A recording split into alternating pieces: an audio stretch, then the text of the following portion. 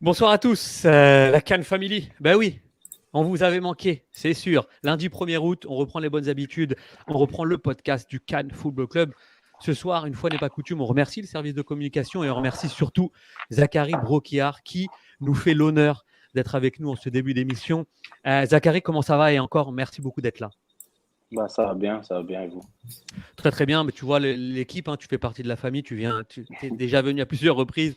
Nilton, Mhm. Sofiane et Sid m'accompagnent ce soir. N'oubliez pas, hein, cher Patreon, on est en direct, donc c'est pour tout le monde. Vous n'êtes certainement pas abonné à la page encore. Ce que je vous conseille, c'est d'y aller tout de suite de ce pas parce que vous allez voir qu'il y a du contenu encore ce soir et énormément de contenu et de beau contenu. Zachary, je t'en parlais un peu hors onde. Cette semaine, d'ailleurs, le CanFC se joint bien sûr au CF Montréal et au staff pour envoyer toutes les condoléances, bien sûr, à la famille de Jason Di Tullio, Mhm. mais aussi au staff ainsi qu'aux joueurs. Donc, on te présente nos condoléances, Zachary, mais tu nous en as un peu touché un mot. Vous avez appris cette nouvelle, malheureusement, jeudi ou vendredi. Euh, Tu nous as expliqué un petit peu dans la préparation, mais qu'est-ce que tu as ressenti, toi, justement? On a parlé de cette minute de silence où le coach Wilfried Nancy a craqué un petit peu émotionnellement. Toi aussi, tu étais au club depuis longtemps. Tu connais Jason Derulo depuis longtemps. C'était quoi émotionnellement pour toi cette minute de silence? Très dur, parce que c'était tellement une personne forte dans tous les sens du terme que on a été surpris. Il s'est tellement battu contre cette maladie. Et là, ce qui a pris le dessus sur la fin, il a amené tellement de joie, de positivité au sein du groupe, par ses conseils, par ses anecdotes.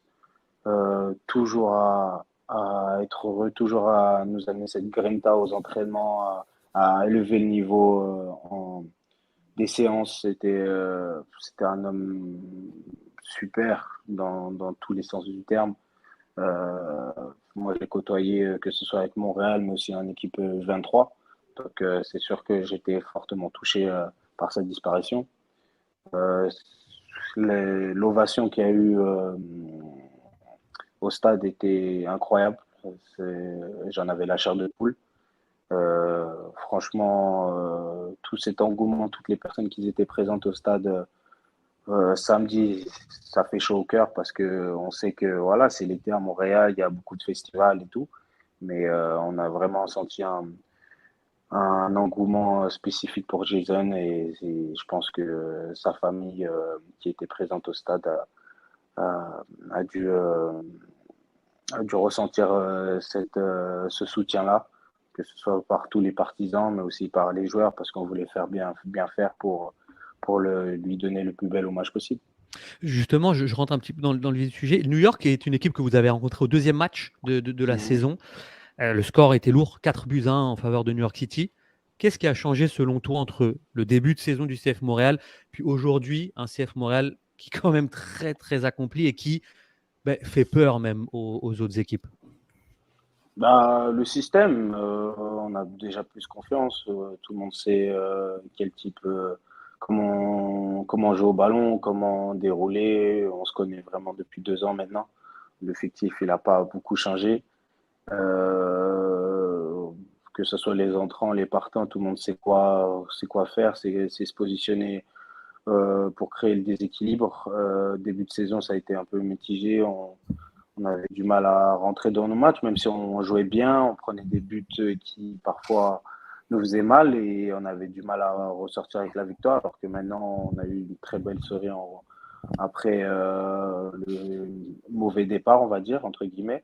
Puis après, on a une très belle série, là, on continue, on enchaîne de bonnes performances, on gagne à l'extérieur, on gagne aussi à domicile, on fait des nuls, on lâche aucun point. Chaque équipe à laquelle on fait face, on leur pose pas mal de problèmes et les stats le suivent parce que je crois presque tout le monde a marqué cette année dans l'équipe.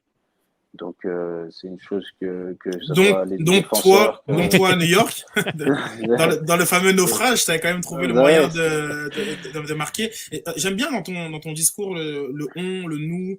Tu joues moins, c'est une évidence. mais je te sens concerné. Je te sens concerné. J'avais moi une question un petit peu sur la difficulté que lorsqu'on joue moins, de se sentir impliqué à la fois dans les succès de l'équipe, mais tout simplement même dans l'équipe en soi. Ça semble pas être le cas à t'entendre. Ça fait plaisir. Est-ce que tu peux me parler un petit peu de cette situation parce que ça reste difficile en tant que joueur, on veut jouer tous les matchs, toutes les minutes, c'est clair. Comment on arrive justement à rester concentré, à rester motivé? Est-ce que c'est les discussions avec le staff? Est-ce que c'est toi et tes propres standards? Explique-moi un petit peu comment tu vis tout ça. Bah, on en a parlé, on parle pas souvent, mais comme le coach, on a clarifié la chose. C'est vrai que tout le monde le reconnaît. Les années passées, bah, j'étais un titulaire presque tous les matchs. J'avais beaucoup de minutes. Et là, cette année, je me retrouve dans un poste entre guillemets de second. Où quand je peux amener ma puissance, ma volonté, mon énergie au groupe, bah, je le fais. Que ce soit 90 minutes, 15 minutes, 10 minutes. Par moment, j'ai la chance d'aider l'équipe en délivrant soit des passes D, soit des buts. Donc, moi, je m'entraîne comme il se doit. J'ai mes objectifs en tête. Je reste fixe là-dessus avec le peu de minutes que j'ai. Et puis, des fois, c'est la magie, on l'opère. Des fois, on l'opère pas. Après, cette année, on va dire que par mon travail, je suis plus sérieux. Ça se ressent aussi dans mes matchs, dans mes performances. Après, le coach fait ses choix. L'équipe tourne bien. Donc, je comprends aussi qu'il me fasse entre guillemets moins jouer, même si voilà, je suis compétiteur, je reste un jeune joueur, j'ai envie de jouer tous les matchs. Après, Ali fait ses matchs, fait ses performances, je comprends aussi qu'il y a une dynamisme du groupe, qu'il y a certaines complémentarités qui nous permettent d'avoir des meilleurs résultats. Donc après, je prends mon mal en patience et puis. Et justement, Zach, voilà. Un truc rapide, que je réponds dessus, excuse-moi Julien. Je sais qu'un entraîneur a son système ou à ses joueurs ou à son 11 ou son top 13, disons, il va pas beaucoup changer régulièrement, mais tu as quand même connu le football à 3 remplacements, maintenant avec 5. Est-ce que ça change quelque chose pour toi et pour les autres joueurs que j'ai plus de chance de jouer ou c'est vraiment la même mentalité? Est-ce que ça change la mentalité Bah ou les déjà, espoirs de passer à 3-5, c'est beaucoup parce que comme le coach, quand même, des fois, il fait des changements à la 45 minutes, alors que des fois, il y a des joueurs qui sont bons. C'est juste qu'il veut chercher d'autres choses, d'autres aspects, je pense. Donc, ça nous donne, pour nous, les remplaçants, une chance en plus de rentrer sur le terrain, mais aussi d'amener une certaine fraîcheur et de faire basculer les matchs. Je pense que cette année, sur la fin des matchs, on a fait pas mal basculer ce qui est en notre faveur les matchs, que ce soit pour garder un score ou pour pousser, pour ramener la victoire. je rebondis, Zachary, aussi sur ce que tu as dit. Tu as dit tu travailles plus, ou en tout cas, ça se ressent dans ton jeu. Effectivement, qu'est-ce qui est, sur quels aspects tu as progressé là, selon toi, sur ces 2 dernières années? Et on a le sentiment vraiment que le 3-4-1-2 est vraiment quelque chose qui bah, te ressemble vraiment, tu sais, de partir de loin et puis d'avoir ces grandes enjambées, de pouvoir apporter offensivement. Est-ce que Mhm. c'est, est-ce que l'apport de Wilfried, justement, sur ce changement tactique, t'a amené à toi être aussi bah, tu sais, un petit peu plus travailleur et de te concentrer sur peut-être les petites carences ou faiblesses que Bah, tu avais avant? bah après, avant, on jouait dans un système un peu plus différent. C'est vrai qu'il fallait que je fasse plus de tâches. Comme je faisais beaucoup entre attaquer, défendre. Donc, forcément, des fois, je partais tellement loin que j'avais pas forcément la lucidité dans les 30 derniers, dans les 30 derniers mètres, dans mes centres, des fois, où des fois, je promenais les mauvaises décisions. J'aurais pu frapper alors que j'ai une bonne qualité de frappe. Je cherchais la passe. Des fois, l'attaquant ne marque pas. Il y avait plein de choses là. Cette année, on a beaucoup plus de réussite offensivement. Aussi, je me fais moins coacher dans mon dos. Je gagne plus souvent mes duels. Je suis plus juste dans mes interventions. Dernièrement, par rapport à l'année dernière aussi, j'ai plus de réussite dans mes centres. Je suis plus exigeant dans mes qualités, d'aller chercher de l'avant, pas toujours chercher les passes latérales ou derrière. J'essaie de créer un problème à l'adversaire qui, comme tu as dit, je pars plus lancé. Donc, des fois, il me faisait rentrer en fin de match avec Joaquin qui était plus haut. Comme ça, je pars pour dédoubler ou pour chercher le surnombre sur le côté. C'est vrai que je suis pas un gros dribbleur, mais j'ai la capacité d'éliminer et de centrer. Donc, quand je pars lancer pour des doublés ou que quelqu'un est plus haut, mon apport est plus important, donc je me retrouve mieux. Après, c'est le coach qui fait ses choix. Vas-y, Little. À part Kyoto, il y a eu quand même une certaine rotation comme partenaire à Kyoto. Kyoto a été doublé avec, tu l'as dit, avec Torres, avec Toy il y a l'année passée qui revient, maintenant avec Camara. C'est tous des profils très, très différents. Pour un latéral comme toi, pour combiner, pas seulement en passe, là, mais pour les centres, les appels de balles, les façons qu'ils aiment avoir, est-ce que c'est compliqué pour un latéral d'avoir tout le temps comme ça une cible différente de match en match ou avec le temps dans les entraînements, ça devient assez naturel? On se connaît depuis pas mal de temps maintenant. Après, Kai, c'est pas le petit nouveau, alors que c'est lui qui a le plus d'expérience dans la ligue de notre équipe. Donc, il s'adapte plutôt bien. Il a de la réussite. Je crois qu'il a 4 buts et 5 passes D en 15 matchs, je crois, il a à peu près. Donc, c'est énorme. Et pour moi, je ne fais pas de différence. Je sais les qualités de chacun. Rommel a un bon renard de surface. Mason aussi, qui a cette palette de tirer du pied droit comme du pied gauche. Je crois qu'il faut plus aller chercher dans les pieds. Kai, c'est plus de la hauteur. Donc, il faut s'adapter à chacun. Ouais, c'est intéressant parce que ça me fait penser à. J'avais une discussion avec Ambroise à l'époque et il me disait, tu vois, Didier, lui, il m'a toujours dit, mets-là au second poteau, mets-là là-bas, c'est bon, c'est pour moi. Et en fait, et à chaque fois, il disait, tu vois, avec Mankosu, c'est autre chose. Et qu'en fonction de l'attaquant, la manière dont tu dois donner le ballon en tant que latéral, ça va forcément évoluer. Et je trouve que j'aimerais rebondir sur un petit truc, c'est un petit commentaire que je fais, mais tu as les qualités qui sont évidentes, de vitesse, qui sont évidentes, des percussions, de puissance. Et c'est tellement spectaculaire, en fait, que très souvent, tu arrives à faire lever les gens de leur siège. Et c'est vrai que lorsque une action ne va pas au bout, tu crées une frustration que parfois des joueurs qui sont beaucoup moins spectaculaires ne créent pas. Et j'ai toujours trouvé ça très fascinant à quel point le public est souvent plus dur avec des joueurs qu'on voit, qui sont actifs et qui parfois ratent. Hein, dans le foot, on se recourant sans remarquer tout, que des joueurs qui font rien. Et l'an dernier, on avait fait un exercice avec Nilton de stats avancées et on voyait à quel point en passe décisive attendue ou en passe clé, tu étais comme parmi les meilleurs performeurs. À entendre certaines personnes dire mais Zachary Bogart, il ne réussit pas une passe.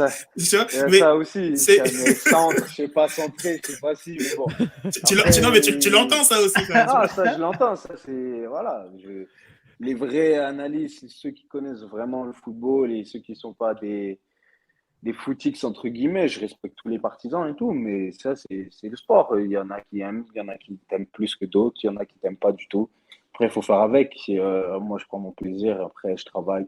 J'essaie de me donner le maximum. C'est tout. Des fois, la magie, t'as beau mettre la dernière passe, il manque juste à mettre dans le but et des fois, il l'a pas l'attaquant. Donc, tu lui en veux pas. Mais c'est vrai que pour moi, ça m'enlève des statistiques. C'est vrai que comme tu l'as rebondi l'année dernière, j'aurais pu avoir beaucoup plus de stats en passe décisive sur pas mal de matchs, que ce soit Orlando, que ce soit début de saison à Miami, etc. Mais c'est comme ça. Justement, Zach, tu as parlé tout à l'heure de tes objectifs en disant tu sais ce que tu veux, où tu veux aller. Je suis obligé de te poser la question. On est en période de mercato. On est surtout à 3 mois d'une Coupe du Monde où certainement que le groupe va être élargi à 26. Est-ce que, dans la situation que Sid a décrite par rapport au club et au fait que tu joues un peu moins, est-ce que ça t'est passé par l'idée d'aller voir ailleurs ou en tout cas d'avoir un club où tu pourrais avoir du temps de jeu pour te faire voir en vue de la Coupe du Monde? Ailleurs, je ne sais pas. Après, j'ai re-signé avec l'Impact. Donc, les clubs, je pense que tu connais la situation actuelle, ne cherchent plutôt des joueurs en fin de contrat. Ils ne veulent pas forcément mettre un prix de transfert, sachant que l'Impact, ils doivent aussi une partie à l'OL de mon prix de transfert. Donc, il y a pas mal de choses qui est prise en jeu. Après, s'il y a un projet intéressant, si le club voit pour eux que je suis plus aussi important, qu'il voit il y a quelque chose à la clé, peut-être. Moi, après, je ne sais pas ce qui est fait demain. Entre les rumeurs, il y a beaucoup de choses. La réalité est beaucoup plus compliquée à l'heure actuelle depuis le Covid. Les clubs, ils font attention sur chaque euro ou chaque dollar qu'ils mettent. Donc, c'est peu aussi simple que ça. Donc, après, à voir. pour répondre à ta deuxième question concernant la sélection, dans le passé, j'y étais parce que je jouais beaucoup. Là, je suis plus depuis un moment parce que j'ai beaucoup moins de minutes. Après, c'est à moi de faire bien les choses. Après, comme tu as dit, je pense tu soupçonnais un départ pour peut-être me changer la situation, mais à l'heure actuelle, j'ai pas d'infos là-dessus. Euh, je vais au Mais jour dans le le fond, jour, je donne ce que je peux donner. Zachary, t'as pas l'air, tu sais, les joueurs utilisent souvent la langue de bois pour parler tu sais, de la Coupe du Monde, les compétitions internationales, tout ça. Tu sembles pas obsédé par cette présence-là au Qatar. Je veux dire, si c'est là, bonus. Sinon, toi, ce qui t'importe le plus, c'est d'être dans une situation qui te plaît au quotidien. Oui, c'est ça, c'est clairement ça. Après, la sélection, c'est voilà, une Coupe du Monde, ça fait tellement longtemps qu'on n'y est pas que si je fais partie du groupe, ça sera la cerise sur le gâteau. Après, je suis réaliste, donc je sais ma situation actuelle. C'est pas la mieux rêvée pour moi. Après, il y a des choses que je dois m'en vouloir à moi-même et d'autres choses, mais ça, c'est l'ordre du privé à joueurs et certaines personnes. Donc, voilà, après, le reste, c'est à moi de travailler. Il n'y a que le travail qui permet de réussir ses ambitions, ses rêves. Après, peut-être j'ai pas su faire des bonnes choses au moment clé. Donc, je peux m'en vouloir aussi. Donc, après, Zachary, J'ai une vas-y, petite question. Est-ce qu'il y a un péage entre Lyon et Clermont? En France, il y a tout le temps des péages, donc t'inquiète pas. Les taxes françaises, c'est comme ici, donc ils te saignent un moindre truc. On prend la 1,86, hein, ou c'est ça, comme tu es. Zachary aussi, juste pour terminer l'entrevue, quelque chose qui a beaucoup changé aussi, on le répète nous au Cannes Club chaque semaine, c'est ce mindset qui a réussi à mettre en place Wilfried et certainement aussi Jason Di Tullio, certainement Laurent Simon, mais vous êtes devenu une équipe qui gagne. Comment c'est quoi cette transformation? Parce que tu as joué sous les ordres de Thierry Henry aussi. C'est un gagnant, c'est quelqu'un qui. Est-ce que ça a commencé dès ce moment-là? Est-ce que c'est déjà Thierry Henry qui a inculqué, puis Wilfried qui est venu, Il a qui a amené remis une beaucoup couche? parce que sans manquer de respect, quand moi j'ai connu aussi l'ère de Rémi Garde, on avait énormément de bons joueurs, de noms, de renommée, etc. Mais on manquait de tactique, on manquait de technique, on n'avait pas d'identité de jeu, on va dire. C'était des fois un peu brouillon. Quand tu nous regardes depuis Henry, je pense que on a su poser le ballon, on a su ressortir de derrière, on a su prendre confiance avec nous-mêmes. Des fois, on prend des risques que personne comprend, alors que nous, on comprend très bien parce qu'on sait la passe suivante, on sait que le joueur va se déplacer au moment, à tel moment, etc. Donc, je pense que oui, le coach a pris aussi le mix de tous les coachs qu'il a pu aborder en tant qu'assistant, donc que ce soit par Henry, que ce soit par Rémi Garde, que ce soit après je connais pas toute sa vie au coach, donc je peux pas savoir tout ce qu'il a fait, mais tout ce qu'il a entrepris, mais je pense qu'il a su amener sa palette à lui, mais en mélangeant différents styles. Donc après, pour nous, maintenant qu'on est dans la même continuité, qu'on a le même système, on arrive de mieux en mieux à se comprendre. Et on connaît les qualités de chacun, donc on prend que du plaisir sur le terrain.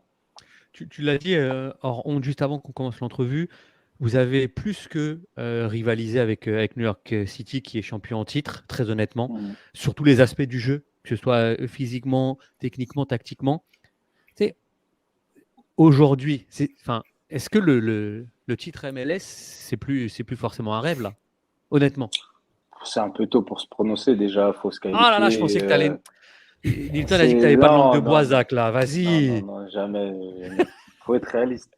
Faut vivre, faut regarder le jour le jour. Faut pas se porter le mauvais œil. Mais on y pense dans un coin de notre tête. Mais d'abord, se qualifier pour les playoffs parce que ça fait un moment que on les fait pas. Puis aller loin dans les playoffs, ça aussi que le club aimerait entreprendre. Après, on verra. Hein. Les playoffs, c'est un autre univers. Il y a le championnat, il y a les playoffs. Donc, Mais j'espère qu'on ira le plus loin possible et pourquoi pas ramener une coupe, ça serait magnifique parce Là, qu'on a vraiment un groupe jeune mais qui vit très bien. tout à fait, effectivement. Et là, New York, il manquait un joueur assez costaud en l'absence de Castellanos. Il y a un auditeur qui nous pose la question, quel est le joueur qui t'a le plus impressionné dans la ligue, ou peut-être pour toi spécifiquement, qui a été le plus dur à affronter? C'est un souvenir d'un joueur qui t'a quand même posé problème par ses qualités? Castellano, franchement, c'était impressionnant par sa technique, par sa justesse, parce qu'il est bon, il se place bien. Après, on n'a pas tant joué dans l'autre conférence, donc si c'est ça aussi. Donc on connaît pas tant les joueurs de l'autre conférence. Il y a des bons joueurs et des bonnes équipes aussi. Chez nous, il y a des bons joueurs de partout. Après, la ligue, un peu tout le monde se vaut, donc des fois c'est dur de gagner à l'extérieur comme de gagner à domicile. Tu peux gagner contre le premier et puis perdre contre ceux qui sont en bas de tableau. Donc il y a des joueurs comme le 43 aussi ou 46 de New York, le Brésilien, il est bon. Thales Magno? Canestario, il y a qui aussi qui a marqué des sacrés buts. Il y en a tellement. Quand tu regardes les buts de la MLS par week-end, tu te dis, il y en a.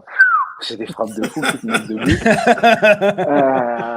Après, franchement, il y a du beau monde, hein, il y a de la qualité. Franchement, d'année en année, la Ligue, elle prend de plus en plus d'ampleur et de la qualité, je pense. On voit moins de. Moi, quand je suis arrivé, quand je regardais de la MLS de France, etc., quand j'étais jeune, on voyait toujours des buts farfelus, des buts gags et tout. Mais maintenant, c'est en Europe qu'il y a des buts gags et moins en MLS. Donc, tu te dis, ça change, ça change. Mais Zachary, en parlant de changement, là, en le moment où tu es arrivé en MLS et maintenant, tu dis, la Ligue, elle a trop changé. Tu vois, les FC, les budgets. Bon, on oublie, à part Beklieni, ça c'est un peu fou, là, mais quand même. Tu dis, ça bouge vraiment trop vite. Pas trop vite, mais tu es quand même choqué. Ça bouge de plus en plus. Puis, les Européens, ils viennent ou même des championnats mexicains ou argentins, viennent de plus en plus jeunes et ils sont intéressés par la Ligue parce qu'il y a la qualité.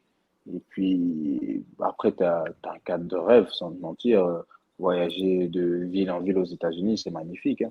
C'est bien mieux que d'aller, pour pas manquer de respect, ou une ville en France. Il allait dire Clermont. Il allait dire Clermont. Prends-lui en Allemagne, mon frère, aux Pays-Bas. Prends pas de chance, prends pas de chance. En fait, Zach, il a réfléchi, il s'est dit, attends, Mercato, faut pas que je dise n'importe quoi. Non, Non plus, non. Dis aucune ville, Zachary, aucune ville. Il y a des villes en France, des fois, tu dis, oh, ouais, c'est bien mieux de rester à la maison, quoi. Alors que tu voyages et on vient la veille, des fois, on prend nos marches, on fait des petites balades entre nous, ça fait du bien, c'est agréable. Mais il reste encore un gros fond de snobisme quand un joueur quitte l'Europe, ils sont mis en retraite, là, c'est fini. Là, Insigne quitte, c'est fini pour la sélection. Dans leur tête, quand tu écoutes certains médias français, l'Europe, c'est la fin. C'est encore ça. Là. Alors qu'il y a de la qualité, il y a de plus en plus de joueurs qui partent à l'Europe et qui font des bonnes carrières aussi. Donc, ça va arriver. Ça va arriver. Juste les médias français, hein, comme les médias portugais, ils trouvent que la MLS... Les Portugais, ils savent même pas que la MLS existe. Ils savent pas que ça existe. Zachary, on va te laisser aller. On va te remercier vraiment infiniment d'être venu nous saluer. On va remercier aussi le service de communication du CF Montréal. On va te souhaiter tout le meilleur pour la suite. Et on va souhaiter aussi que le stade fasse salle comble à tous les prochains matchs pour vous amener au play-off et pour vous aider à remporter cette MLS Cup. Et puis, nous, on espère du fond du cœur qu'on puisse te voir aussi le 15 novembre prochain avec Team Canada.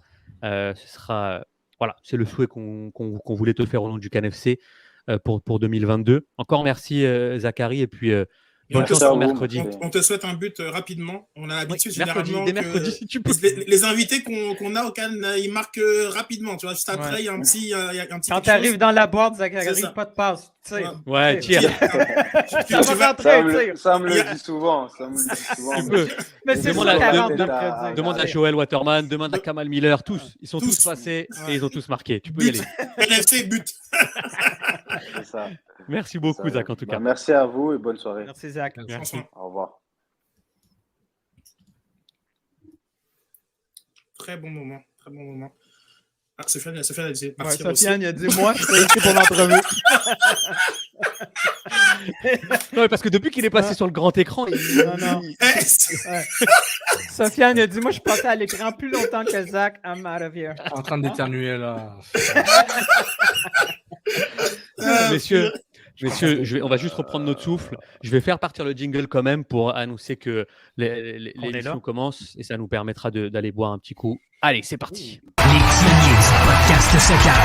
C'est la référence soccer à Montréal. Tout simplement les meilleurs. C'est le Cannes Football Club. La petite série soccer. Nous revoici en onde avec le Cannes Football Club, donc toujours Nilton, Sofiane et Sid qui m'accompagnent. Vous l'avez certainement vu, hein, mais après l'interview de Zachary Broguiard, on est repassé en mode privé. Donc tous ceux... c'est ça, non, Sid ? Pas encore. Pas encore. Ah, on leur laisse une chance ? Vas-y, une petite 5 minutes avant qu'on crypte le tout. Mais vas-y, il y aura un petit message à passer là d'ailleurs. Donc, pour tous ceux qui voudraient continuer à nous suivre et qui ne sont pas encore Patreon, www.patreon.com/Cannes Football Club, puis vous vous abonnez mensuellement ou annuellement pour la modique somme de $45 annuel et puis vous avez accès à tout notre contenu. C'est à la fois des interviews, c'est à la fois du podcast, c'est à la fois des documentaires, c'est à la fois des conférences de presse. Voilà, on est grâce à Sid, Sofiane, Nilton et Reg, on vous offre un contenu très très varié. Pour le coup, vous le savez certainement, mais Sid était à la description du match pour le 91-9 et il le sera tout le mois d'août. Sofiane nous prépare des documentaires pour les métiers qui gravitent autour d'un club. Et puis, il a fait son lancement cette semaine. Je vous conseille d'aller le voir. Et puis, Nilton, c'est un peu notre insider. Et vous le voyez toujours au 91.9 également, que ce soit le matin ou le soir. Donc, il y a du contenu de qualité. Donc, tous ceux qui ne sont pas encore abonnés, allez-y, c'est maintenant. Yes, faites-le, patreon.com/Cannes Football Club. Et un gros merci en fait à toute notre communauté parce que on vous a annoncé début juillet, je pense, ou fin juin qu'on prenait des vacances. Et on a quasiment perdu aucun Patreon durant tout le mois de vacances. Je trouve ça incroyable le support que vous nous avez donné. Ça fait vraiment chaud au cœur. Donc, moi personnellement, même en France, j'ai pensé beaucoup à vous. Vous avez vu la petite vidéo en direct du Parc des Princes que j'avais envie de partager ce moment avec vous. Et un grand merci en fait, un grand merci tout simplement. Je trouve que c'est appréciable d'avoir une communauté pour le coup très saine, très active, stimulante aussi parce que vous nous forcez de la bonne manière tout en comprenant que plus vous êtes des Patreons, plus on va vous en donner. Julien a cité quelques noms. Il y a d'autres personnes qui sont aussi en contact et dans l'entourage du Cannes FC. Et on est à la veille de pouvoir vous proposer encore beaucoup plus. Je pense que ce que vous voyez avec les métiers de l'ombre par Sofiane, c'est aussi la direction qu'on souhaite prendre dans le futur avec des projets encore plus en profondeur. Et pour ça, finalement, on a besoin de vous. C'est-à-dire que oui, on est actif, on crée beaucoup de contenu, notamment grâce à Nilton sur Twitter et au 91.9. C'est ce qui vraiment, je veux dire, juste sur le fil de Nilton, je pense qu'on en a en masse par rapport pour la couverture soccer au Québec. Mais on essaie d'apporter un plus encore et ça c'est grâce à vous. Donc, vraiment, c'est grâce à vous, les Patreons. Comme a dit Julien, sur une année, c'est $45 sur une année. Donc, encore une fois, on va faire la petite métaphore à la con du café. Oui, c'est $1 par semaine. C'est pas grand-chose, mais ça permet de faire beaucoup. Des idées, on en a. La volonté aussi. Maintenant, ce qu'on a besoin, c'est une communauté active, réceptive et qui nous appuie concrètement. Avec Julien, on est déjà assez avancé sur l'idée d'une campagne de socio-financement, donc on vous en parle tout de suite. C'est quelque chose qui sera présenté dans 6-8 mois, mais voilà, sachez que la direction dans laquelle on va, c'est celle-ci. Il y en a besoin de vous. C'est pas l'œuf ou la poule. Là. Vous venez, vous donnez de l'argent et puis nous, on va vous faire plein de choses. Vous en aurez pour votre argent. Là. Je vais pas vous la faire à la Joey là. Donc là, c'est très clair. Le sens, c'est vous donnez de l'argent et nous, on va faire du contenu.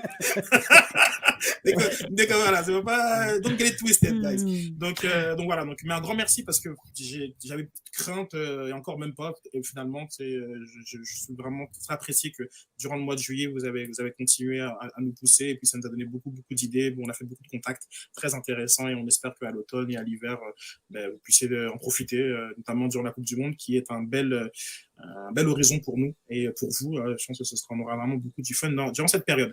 Donc voilà. Ça va conclure. Je vais appuyer sur un petit bouton pour faire en sorte que ceux qui sont sur Twitter, le feed va s'arrêter. Ceux qui nous sont sur des communautés privées et qui ont accès aux liens, allez sur l'application Patreon pour continuer à regarder l'émission comme à votre habitude. Soyez pas surpris, les gens de Twitter. Chaque lundi soir, maintenant, c'est reparti jusqu'au quart de finale du Canada. Parce que j'ai vu, il y a un Marocain qui s'est blessé. Oui, c'est vrai. Les fameuses quarts de finale.